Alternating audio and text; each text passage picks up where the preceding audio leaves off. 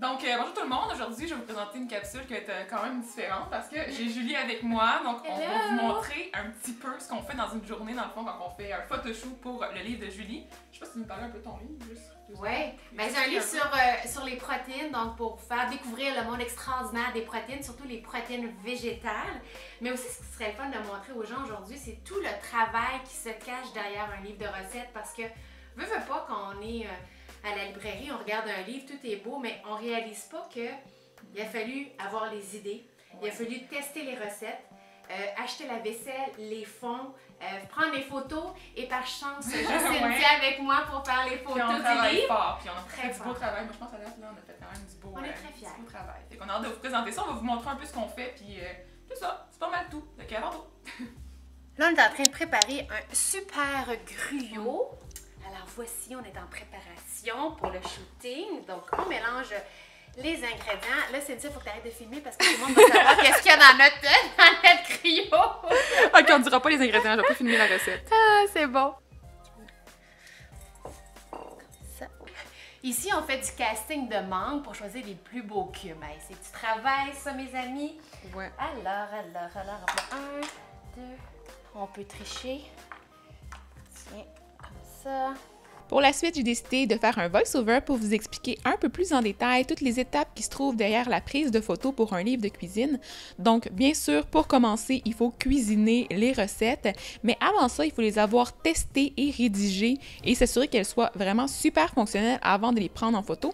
On va aussi s'assurer qu'elles soient jolies visuellement et on va aussi prendre en note le plus souvent possible tout ce qui concerne l'organisation du stylisme culinaire pour que le jour de la prise de photo, ça soit vraiment super rapide. Donc, on va avoir décidé généralement quelle vaisselle on va utiliser, quel tissu on va utiliser, les backgrounds, les ustensiles, les autres objets qu'on veut inclure dans la photo.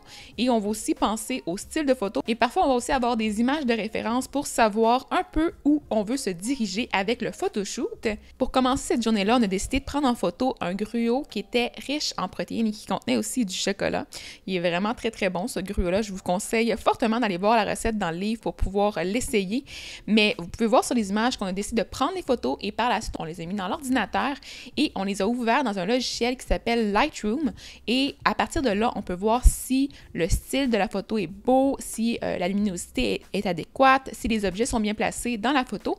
Et là, on va sélectionner les images qui nous plaisent le plus. Et quand on est sûr d'avoir une image qui va être parfaite pour le livre, on peut ramasser et passer à la prochaine photo. La deuxième photo qu'on a prise, c'est un bol de soupe aux champignons qui contient un ingrédient secret.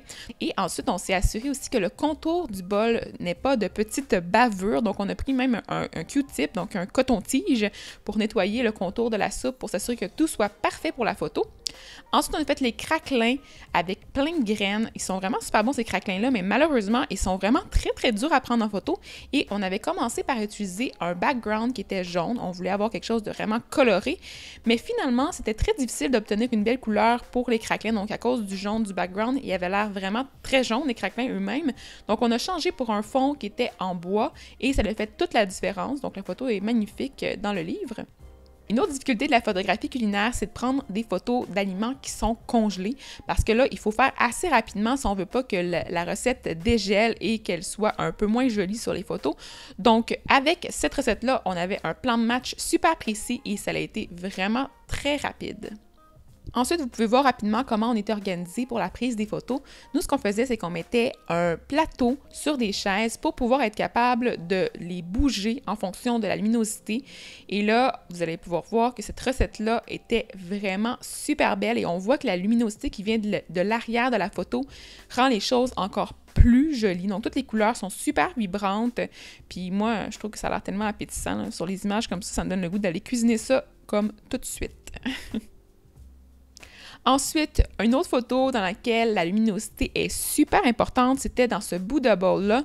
Donc, on avait misé sur des ingrédients qui étaient super colorés, mais on voulait avoir une lumière qui venait un petit peu de l'arrière et du côté, donc pour avoir quelque chose qui était vraiment lumineux. Et ça a donné un super bon résultat au final.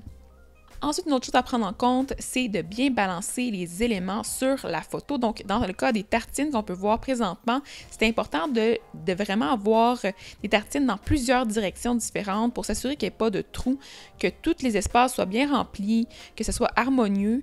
Puis, on a aussi ajouté des petits feuillages dans des positions spécifiques pour mettre un peu plus de dimension. Puis, ça a ajouté la petite touche finale qui venait capter la lumière et c'était trop beau. Ensuite, comme vous pouvez voir, cette photo-là a été prise pendant qu'il pleuvait à l'extérieur, donc il faisait un peu plus sombre, mais je vous dirais que c'est pas la fin du monde s'il pleut tant que le ciel n'est pas vraiment noir. Donc s'il y a encore un peu de luminosité, ça fait des photos qui sont super belles parce que la lumière est vraiment diffusée par les nuages, il y a moins de gros rayons de soleil francs sur la photo et ça rend le tout encore plus beau. Pour ce qui est des pizzas, vous allez voir qu'on a ajouté de la roquette sur le dessus de celle-ci pour pouvoir mettre plus de couleurs puis pour venir faire un beau contraste avec la couleur rouge de la sauce et avec les olives noires et le fromage. Je vous dis, cette recette-là, c'est une de mes préférées du livre, donc c'est un petit sneak peek, là, elle est vraiment, vraiment trop bonne. Ensuite, la dernière recette que je voulais vous présenter dans la vidéo, c'est un petit déjeuner et on a opté pour vraiment beaucoup de simplicité dans cette photo-là. Vous allez voir qu'on a aussi ajouté un petit bol en arrière-plan avec des fruits pour faire un petit pop de couleur. Et sur les photos officielles, ça fait toute la différence d'avoir quelque chose dans le background qui va être en flou. Donc voilà, c'est tout pour la capsule au sujet des dessous de la prise des photos pour le livre Les protéines. Donc j'espère que vous avez apprécié le contenu. Si oui, n'oubliez pas de mettre un pouce en l'air, de vous abonner à ma chaîne si ce n'est pas déjà fait et commentez aussi pour nous dire c'est quoi votre recette préférée parmi celles qu'on vous a présentées aujourd'hui.